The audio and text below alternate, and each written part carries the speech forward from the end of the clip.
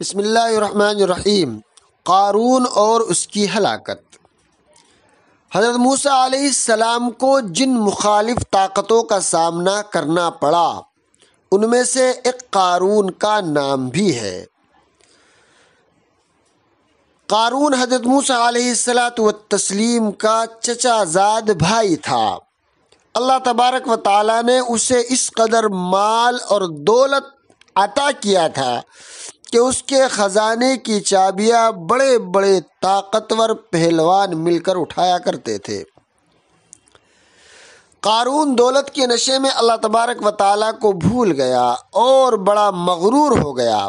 حضرت موسیٰ علیہ السلام نے اسے نصیحت کی کہ تو تکبر نہ کر، اللہ تبارک و تعالیٰ تکبر اور بڑائی کرنے والوں کو پسند نہیں کرتا، اور تیرے پاس جو کچھ بھی ہے اللہ کا دیا ہے اسے اللہ ہی کی مرضی سے خرچ کر، اللہ ہی کی مرضی میں خرچ کر، اور زکوٰۃ ادا کر کے اپنی آخرت بنا اور زمین میں فساد نہ پھیلا۔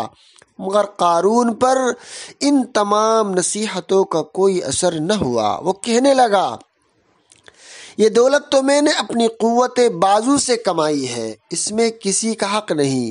قارون کا غرور جب بہت بڑھ گیا اور حضرت موسیٰ علیہ السلام کو ذلیل کرنے کی وہ سازشیں کرنے لگا تو ایک دن اللہ تبارک و تعالیٰ نے اسے اس کے مال اور دولت اور محل کے ساتھ زمین میں دھسا دیا۔